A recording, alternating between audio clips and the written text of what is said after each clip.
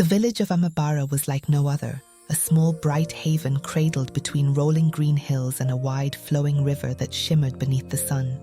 The village breathed with life. Children's laughter filled the air as they splashed by the riverbanks. Old women gossiped beneath the shade of towering baobab trees, and men tended to their fields, their rhythmic songs carried by the breeze. It was a place where the earth's heartbeat was felt in every stone, every whisper of wind, every drop of rain. But as perfect as it seemed, the village was not without its superstitions. Few things made the people of Amabara more uneasy than when nature defied its rhythms, when things did not happen as they were meant to. And so when Neka, a well-loved but childless woman, became pregnant, there was joy at first. The village celebrated her blessing. Women came to her door with gifts of fruit and cloth, and the elders spoke of the gods' favor finally reaching her.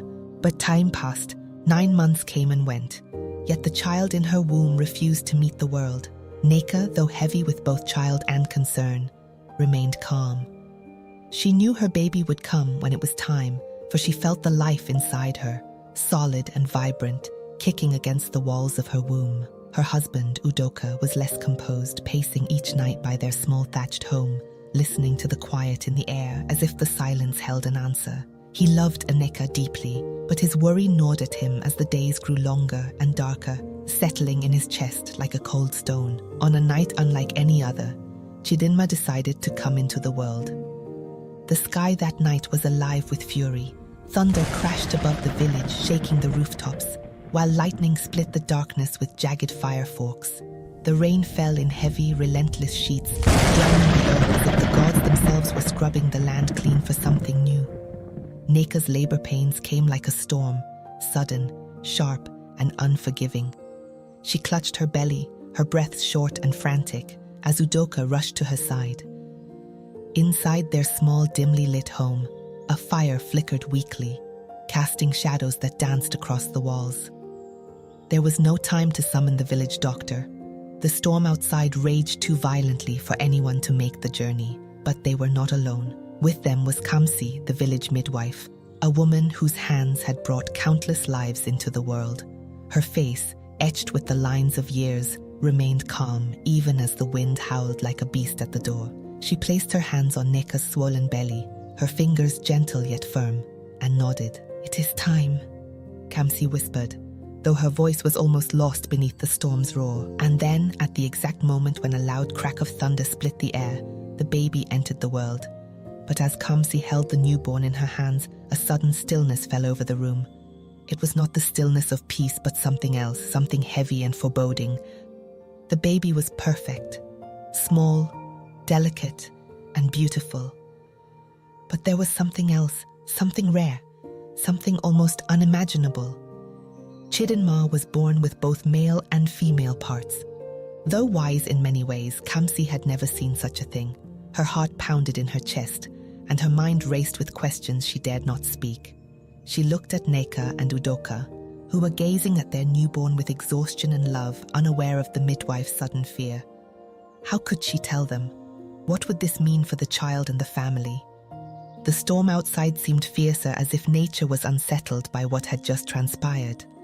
But Kamsi knew one thing: the village could never know about this.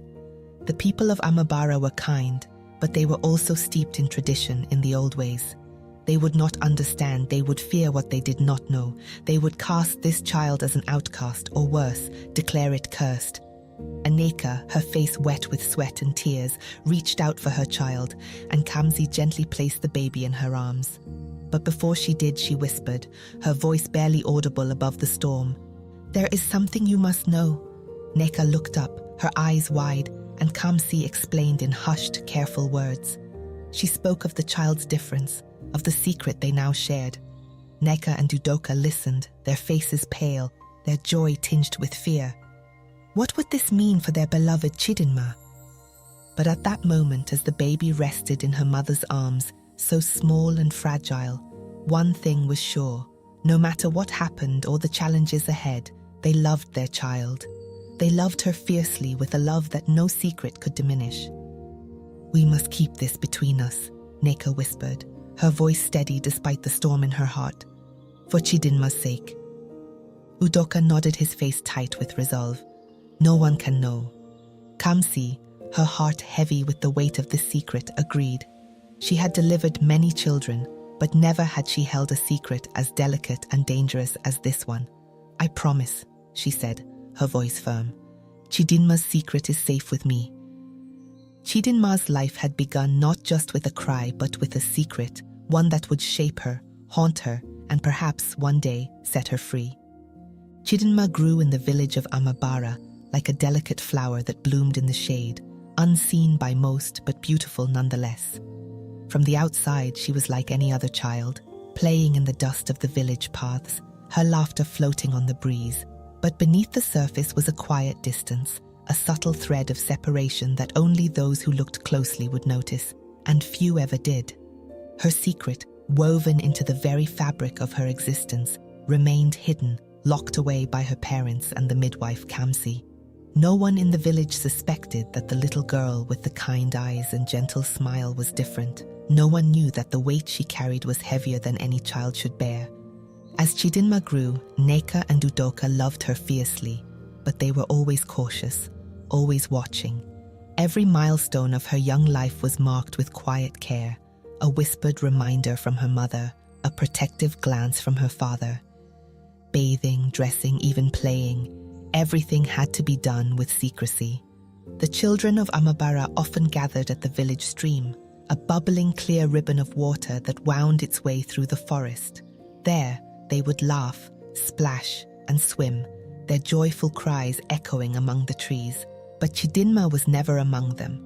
When the other children would run toward the water, shedding their clothes and leaping in without a second thought, Chidinma would hang back, her bare feet rooted to the ground, watching from a distance. She smiled as the others played, her heart aching with the desire to join them. But she never did. Instead, Chidinma would sit on a rock by the stream, her hands folded in her lap, her eyes following the movements of her friends as they swam. She would laugh at their jokes, her smile bright but never reaching her eyes. She had learned early that her body, her secret, made her different, and she carried that knowledge like a stone in her chest. When the others asked why she never swam, Chidinma shrugged, her voice soft. "I prefer to watch," she said, and the children, accepting her answer, left her be. But beneath the surface, Chidinma's quiet watching was more than preference. It was a shield, a way to protect herself from the questions that might arise if she ever joined them in the water. The questions she couldn't answer. "She's just shy," the village children would say, laughing and returning to their games, never realizing that the truth was far more complicated than shyness. At home, Chidinma's life was equally guarded. Neka made sure that her daughter bathed in privacy, away from the curious eyes of the other women in the village. While the other girls her age would bathe together in the river, singing and chatting as they washed their hair and skin, Chidinma's bathing was a secretive, silent affair. Neka would fill a basin behind their home, where tall, leafy trees provided cover, and there, Chidinma would wash quickly, her eyes scanning the horizon for anyone who might approach. The rituals of womanhood that marked the lives of the other girls, learning to dress their hair in intricate styles and preparing their bodies for adulthood, were done in quiet seclusion for Chidinma. She would sit with her mother, who would braid her hair in their small, darkened home, the windows shuttered. There were no giggles with other girls or shared growing-up experiences. Instead, Chidinma learned the ways of womanhood through whispered lessons from her mother, her heart heavy with the knowledge that she was different, that her experience would never be the same. She had questions, of course. There were days when the weight of the secret became too much, when Chidinma would sit by the river or beneath a tree and wonder why she was the way she was. Why the gods had chosen her to be different. But each time the questions rose in her throat, she swallowed them back down, knowing there were no easy answers. Despite the quiet isolation of her life, Chidinma remained a gentle, kind soul. She might have carried her secret alone, but never let it harden her heart. If anything, it made her more compassionate and understanding of the small pains that others carried. She was often found helping the older women of the village, carrying their baskets or gathering firewood for them when their backs ached. Her hands were always quick to soothe and her voice always soft, offering words of comfort to anyone in need. When a bird fell from its nest, Chidinma would be the first to rush to its aid, cradling the tiny creature in her hands, as though it were the most precious thing in the world. She would climb the nearest tree to return it to safety, her own worries forgotten in the face of the bird's fragile life. The villagers often marveled at her kindness and quiet strength, which she seemed to carry with her wherever she went. Chidinma's heart is as pure as the river, they would say, and they loved her for it. But none of them knew the depth of her quiet strength, the battles she fought within herself each day. As Chidinma grew older, her body began to change in familiar and strange ways. Like the other girls her age, she grew taller, her hips widening and her chest filling out. But there were other changes too. Changes that reminded her of her difference, that brought the secret of her birth crashing down around her once again. Her mother tried to prepare her as best she could, teaching her how to manage the changes in her body, but there was only so much Neka could do. Some mornings, Chidinma would wake with a heavy heart, feeling like she were caught between two worlds, neither fully a girl nor a boy. She longed to fit in, to be like the others, but she knew that no matter how much she wished for it, her body would always be different. Neka and Udoka watched their daughter with growing concern as the years passed. They saw the sadness in her eyes and the way she kept herself apart from the other children. And though they loved her deeply, they could not ease the burden she carried. There were days when Neka would sit beside her daughter, brushing her hair, and feel the weight of the secret pressing down on them both. "One day it will be too much," Neka whispered to Udoka one night as they lay in the darkness, the flicker of the fire casting shadows on the walls. Udoka, ever the silent man, did not answer. He only held his wife close, the weight of their daughter's secret heavy between them. Chidinma's life, though filled with love, was one of quiet secrecy. It was a life lived in the shadows, where every step had to be careful, every word measured. She was loved, yes, but she was also alone. One evening, when the sun had dipped low behind the hills, and the air was thick with wet earth and blooming flowers, Chidinma stood by the river, watching the water ripple in the fading light. She dipped her toes into the cool stream, feeling the soft current pull gently at her skin. The village was quiet in the distance, the sounds of evening chores slowly fading into silence. As she stood there, alone with her thoughts, she felt a strange sense of peace settles over her. The secret she carried, the thing that had always made her feel so different, did not feel as heavy in that moment. She realized that though she was different, she was also strong, stronger than she had ever known. The world might not understand her, and she might always walk a path different from the others, but she was not broken. She was not less. The stream whispered around her feet, and for the first time in a long time, Chidinma smiled. A genuine smile, not the careful, polite one she wore for the world. She smiled for herself, for the strength she carried, for the life she had yet to live. Her secret was still hers, but at that moment it didn't seem so terrible. Not everything that is hidden is meant to be shameful. Sometimes it is in the quiet places, the secret spaces, that the strongest of souls are forged. By the time Chidinma reached womanhood, the village of Amabara had long grown accustomed to her quiet nature. Though the children she once watched by the river were now young adults finding their places in the village, Chidinma remained apart, walking through life as if through a dream, always kind, always graceful, but ever distant. But even those who live in shadows cannot escape the light forever. And for Chidinma, that light came in the form of Obinna. Obinna was the kind of man who turned heads wherever he went. Tall, strong, and handsome, he was known for his physical strength, sharp mind, and generous heart. He came from a respected family, and his father's wealth had afforded him the freedom to travel beyond Amabara to cities far away, where the world was more expansive and the air thicker with the stories of others. When Obinna returned to the village, the young women spoke of him excitedly, hoping to catch his eye. But it wasn't until the day he met Chidinma that the town saw a change in him, a spark that lit up his usually calm demeanor. Their first meeting was unremarkable in its setting, yet unforgettable in its effect. It was a bright afternoon, the sun high in the sky, as Obinna walked through the village market.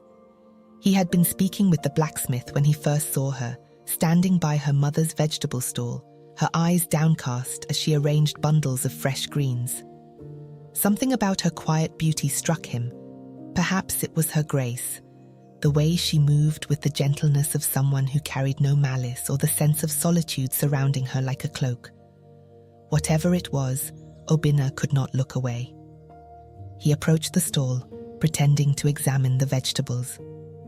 "Good day," he said, his deep voice laced with warmth.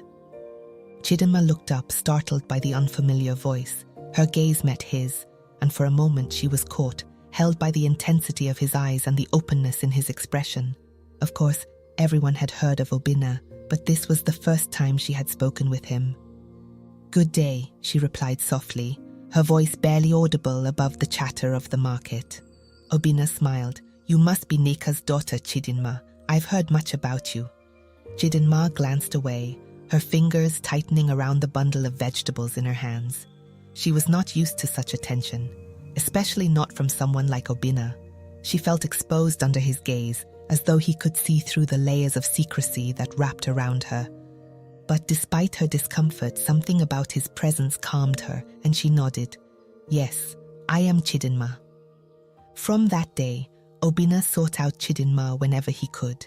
He would find excuses to visit the market or offer to help her father with work to be near her. Slowly, Chidinma began to open up to him, her shyness giving way to the warmth of his friendship. Their courtship was simple, built on shared moments of quiet conversation by the river or walks through the village paths. They spoke of many things: his travels, her love for nature, the simple beauty of the world around them. But the one thing they never spoke of was Chidinma's secret. Obinna had no reason to suspect that anything was amiss. To him, she was perfect, a rare gem hidden in plain sight. As the days turned into months, their bond grew deeper, and it wasn't long before Obinna realized he had fallen in love. He admired Chidinma's kindness and humility, and how she moved through life as if she were a part of nature itself. Her smile lit up his world, and he could imagine no future without her.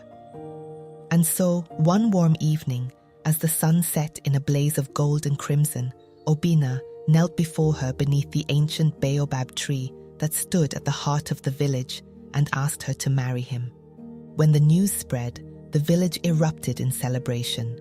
Obinna and Chidinma, the most handsome man and the most beautiful woman, seemed like a match destined for the gods. Everyone rejoiced at the union, convinced that their marriage would bring even more blessings to Amabara. But while the village celebrated, Chidinma's heart trembled with fear. Chidinma loved Obinna deeply, more than she had ever thought possible. One day, Obinna would learn that she was not like other women. In the quiet of the night, as she lay in her bed, Chidinma's mind raced with doubts. How could she tell him? What would he think? Would he still love her, or turn away in disgust, as others might? The fear gnawed at her, leaving her sleepless and cold, even as the summer night heat wrapped around her. She thought of her parents and the burden they had carried all these years, protecting her, shielding her from the village's judgment. How could she now risk everything they had done to keep her safe? But more than that, how could she risk losing the man she loved? When their wedding day arrived, the village was alive with color and music. Women in brightly patterned wrappers danced through the streets, their voices lifted in song, while men clapped and cheered in celebration. Chidinma, dressed in a flowing white gown, was the picture of beauty as she walked to the altar, her heart pounding.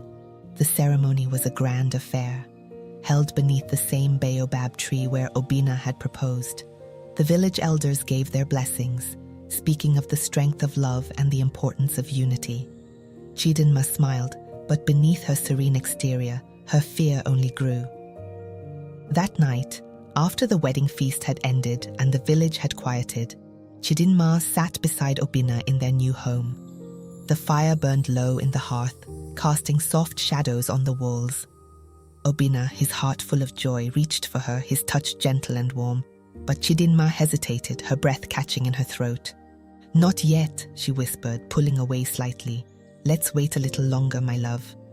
Obinna, ever patient, smiled and kissed her forehead. "As long as you need," he said, though his eyes were full of questions. He trusted her, but the seeds of confusion had already been planted. As the days turned into weeks, the village began to whisper. Though outwardly perfect, Obinna and Chidinma's marriage was unlike the others. The intimacy that usually followed such unions was absent. Obinna remained patient, but the weight of his unanswered questions pressed down on him. He could feel the distance between them growing, like a widening river he could not cross. The villagers, too, noticed. They exchanged glances, their whispers growing louder. "Why are they not as close as other couples?" they asked. "Why does Chidinma still hold herself apart?" The gossip reached Obinna's ears, fueling his doubts. One evening, after another long day of waiting and wondering, he confronted Chidinma. His voice was not angry, but heavy with hurt and confusion. "What is it that you cannot tell me?" he asked, his eyes searching hers. Chidinma's heart broke at the sight of the pain in his face. She longed to tell him, to explain everything, but the words caught in her throat. How could she begin to speak of a truth so deep, so entwined with fear? She began, but the words faltered, dying on her lips. "You don't trust me," Obinna said quietly, the realization dawning on him. He turned away, his shoulders slumping under the weight of his disappointment. "I've waited, Chidinma, but I don't know how long I can wait in the dark." And with that, the distance between them became a chasm. It wasn't long before the whispers in the village turned into full-blown rumors. Someone had noticed Chidinma's reluctance and seen her careful avoidance of intimacy. The stories grew there. Wild tales of what might be wrong with her began to circulate, each more outlandish than the last. "Chidinma is not like the other women," they said.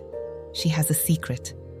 The rumors spread like wildfire, reaching the ears of the village elders and even Obinna's family. And though no one knew the truth, suspicion hung like a storm cloud waiting to burst. Chidinma could feel the weight of the village's judgment pressing down on her, suffocating her. The once loving glances from the villagers now carried a hint of suspicion. And though Obinna had not yet turned away from her, she could feel his patience wearing thin. The secret she had carried her entire life was about to be exposed, and with it, the fragile love she had built with Obinna teetered on the edge of collapse. She was trapped between love and fear, and as each day passed, the walls around her seemed to close in just a little bit more. The sun hung low in the sky as another restless evening settled over Amabara. The vibrant hues of orange and pink stretched across the horizon, but in Chidinma's heart, there was no beauty in the setting sun. Only the cold, creeping fear that her life was slipping out of her control. The secret she had guarded for so long was unraveling, and she could feel the threads coming loose with every passing day. Since the night Obinna had questioned her, the space between them had only grown wider. Each day, Chidinma could feel his confusion turn to frustration, his love shadowed by doubts he could not voice. Obinna had always been a patient man, but patience is fragile when tested by uncertainty, and Chidinma had given him no answers. She knew he deserved the truth, but fear held her silent, and that silence built a wall between them. In the village, the whispers were no longer just whispers. They were sharp, pointed words that cut through the air like knives, words that reached Chidinma's ears no matter where she went. Why have they not been like other couples? What is Chidinma hiding? No one dared say it to her face, but she could feel their eyes on her, their suspicions curling around her like smoke. The women at the market no longer greeted her with warmth, their smiles replaced by tight-lipped nods. The children, who once looked up to her with admiration, now watched her with curiosity, as though trying to understand what made her so different. Chidinma carried these unspoken judgments like a burden, each one heavier than the last. And through it all, Obinna remained distant. His love, once a bright and constant presence in her life, now flickered uncertainly, like a flame threatened by the wind. One evening, after returning from a long day in the fields, Obinna could take no more. He sat across from Chidinma at the small wooden table in their home, the flicker of the fire casting long shadows on the walls. His eyes were dark, filled with a sadness and frustration that Chidinma had come to dread. "Chidinma," he began quietly, his voice carrying the weight of weeks of unspoken thoughts. "I love you, you know that. But I can't keep pretending everything is fine." Chidinma felt her chest tighten, the familiar fear rising like bile in her throat. She opened her mouth to speak, but no words came.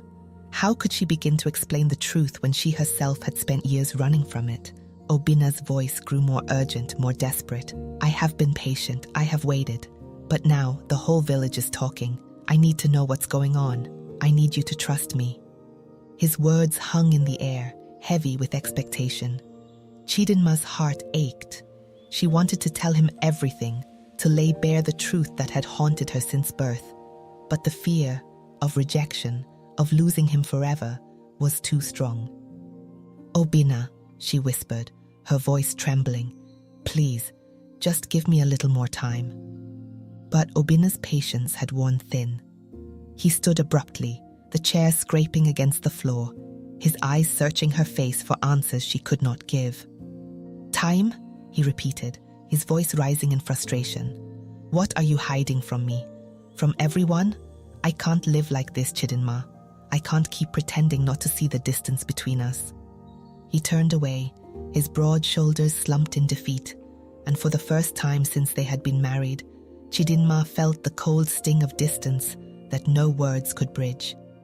Obina, desperate for answers, did what he had promised himself he would never do. He went to the village elders.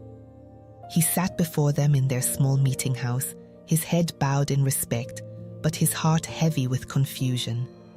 These were the men who had guided the village for decades, their wisdom shaped by years of tradition and the teachings of their ancestors. If anyone could offer him guidance, it was them. Obina explained his situation carefully, trying not to betray Chidinma's trust, but it was clear to the elders that something was amiss. They had heard the rumors too. The village was small, and secrets did not stay buried for long. The eldest among them, Okeke, spoke first, his voice slow and measured. Obina, marriage is a bond built on trust. If your wife is keeping something from you, it must be serious. Another elder, Eze, nodded gravely. The people are talking, Obina. They say your wife is different. They say she has a secret.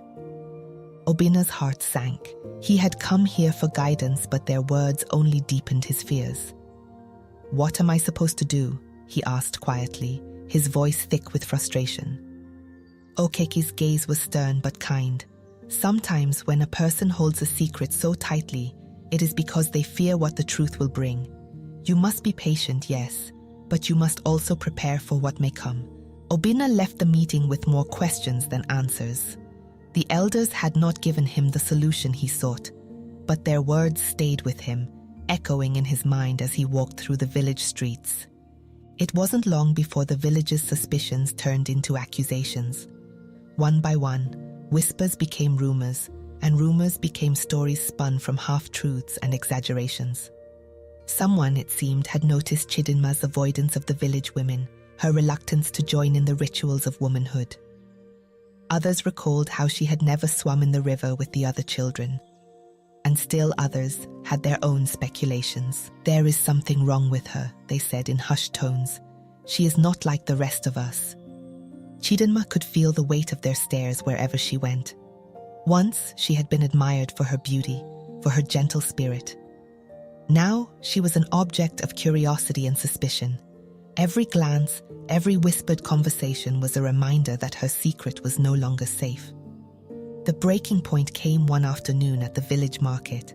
Chidinma had gone to buy food for the evening meal, her head lowered as she moved through the bustling crowd. She tried to ignore the whispers, the sideways glances, but they were impossible to escape. It was then that a woman, one of the market vendors, turned to her and spoke, her voice loud enough for everyone to hear. Chidinma, the woman called, her eyes narrowing. Why do you keep hiding yourself from us? Why don't you join the other women? What are you hiding? The market fell silent, all eyes turning to Chidinma. Her heart pounded in her chest, her hands trembling as she clutched the basket at her side.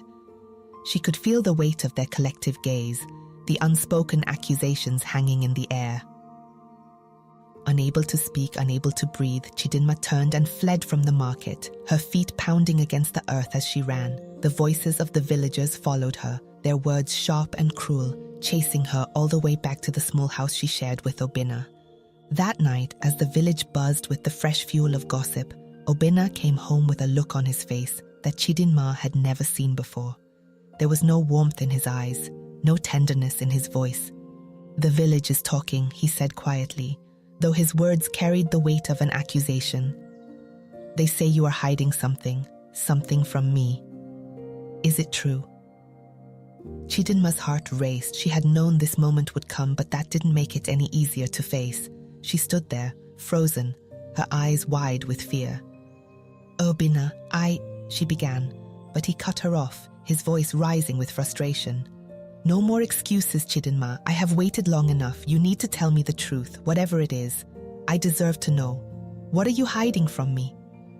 His words pierced through her, and in that moment, Chidinma knew that the time for secrecy was over. She could no longer hide from the truth, nor could she hide it from him. Her secret, the one she had carried for so long, was about to be exposed. And with it, her life would never be the same.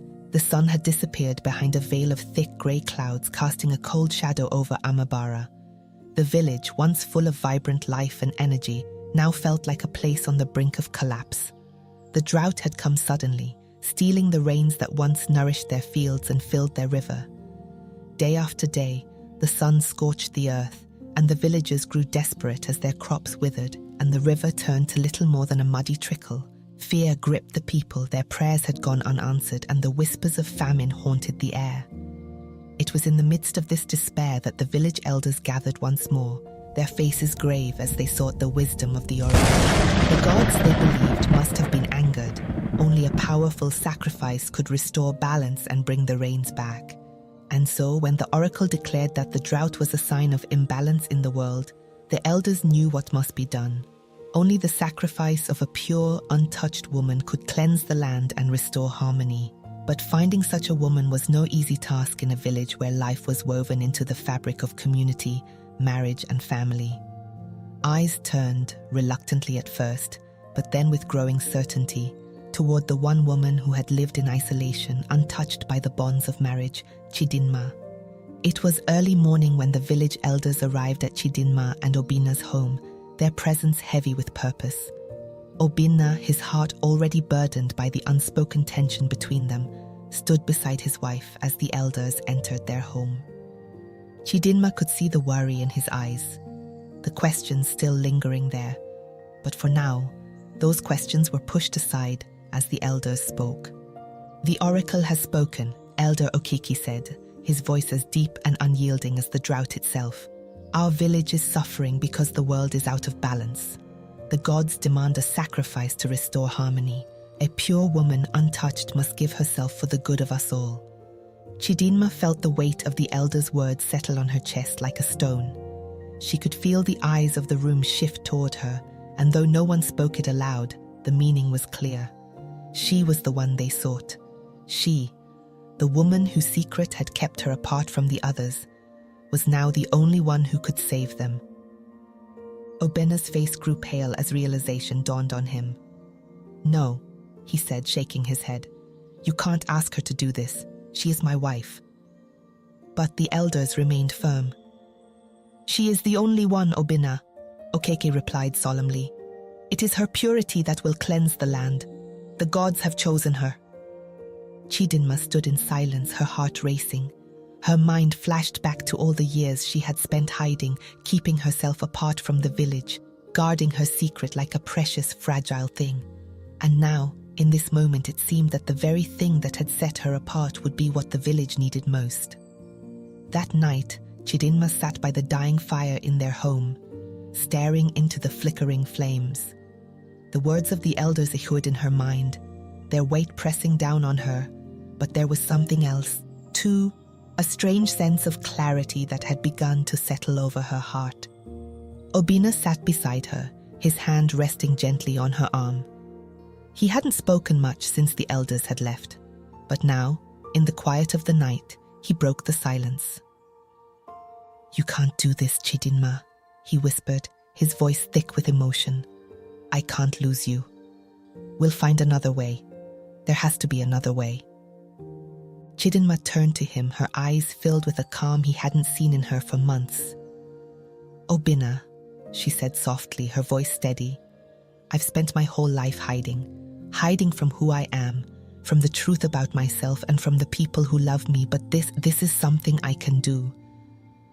Obinna shook his head, tears welling in his eyes. No, I won't let them take you from me. I won't let you be sacrificed for something that isn't your fault.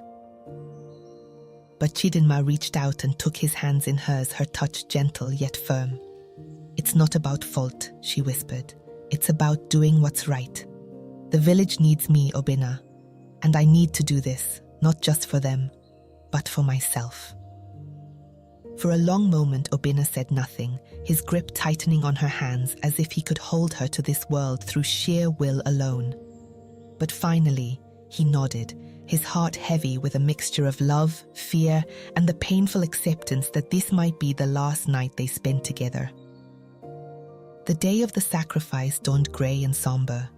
The village was silent, the usual sounds of mourning, children's laughter, women's chatter, the clucking of chickens, all absent as the people gathered at the base of the sacred cliff. The elders stood at the front of the crowd, their faces as stern and immovable as stone. Chidinma, dressed in a simple white robe, walked toward the cliff with slow, deliberate steps. Her bare feet pressed into the dry, cracked earth, and each step felt like a journey, away from the life she had known, away from the fears that had once bound her.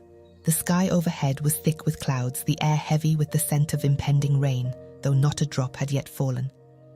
The villagers watched her in reverent silence, their eyes wide with a mixture of awe and sorrow. Many of them had whispered about her, judged her, but now they could only marvel at her courage. As she reached the edge of the cliff, Chidinma knelt down and began the ancient chant that the oracle had given her. The words flowed from her lips like water, rhythmic and full of power, though she did not fully understand their meaning, but she could feel something stirring deep within her, as if the chant was awakening something long dormant inside her soul. The wind began to howl, whipping through her hair, the gathered villagers, and the sky darkened even further, the clouds churning ominously above. Chidinma's voice grew stronger as she continued the chant, her eyes closed, her body swaying gently with the rhythm of the words. And then, as the final words left her lips, there was a great silence. The wind stopped. The world seemed to hold its breath. The villagers stood frozen, watching her, waiting. For a moment, nothing happened. But then, from deep within the clouds, a single beam of sunlight broke through, falling on Chidinma like a golden blessing from the heavens. And as the light touched her, something miraculous occurred. A warmth spread through her body, a sensation like nothing she had ever felt before. It was as if the very earth beneath her feet had reached up to embrace her. She gasped, her hand flying to her chest as she felt something shift deep within her. The part of her body that had always set her apart, the male part that had caused her so much hidden pain and fear, began to fade. It wasn't painful, rather, it felt as though her body was realigning itself, finding its true balance for the first time. The transformation was swift but complete, and when it was done, Chidinma felt lighter, as though the weight she had carried all her life had finally been lifted. As she opened her eyes, the first drops of rain began to fall. The rain fell softly at first, like a gentle whisper of forgiveness from the heavens. But soon, it grew stronger, a steady, cleansing downpour that soaked the earth and brought life back to the parched land. The villagers let out a collective cry of joy, their hands reaching up to the sky as the water washed over them, filling the air with the sound of laughter and tears. Chidinma stood at the edge of the cliff, her face lifted to the rain, her heart pounding with a sense of peace she had never known. The villagers watched her with a new reverence, no longer seeing her as different or strange, but as someone touched by the gods, blessed even. Obinna, who had stood at the back of the crowd, rushed forward, his eyes filled with disbelief and relief. He fell to his knees before her, his hands trembling as he reached for her. "Chidinma," he whispered, his voice thick with emotion. "I'm so sorry. I didn't understand." But Chidinma smiled, her face soft with forgiveness. "You couldn't have known," she said gently. "But now I am whole. Now we can truly begin."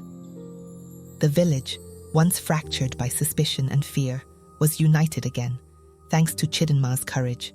The rains continued to fall, replenishing the river, reviving the fields, and bringing life back to the land. The people of Amabara would never forget what she had done for them, and her name became a symbol of hope and transformation, a reminder that even those who are different can carry the greatest gifts.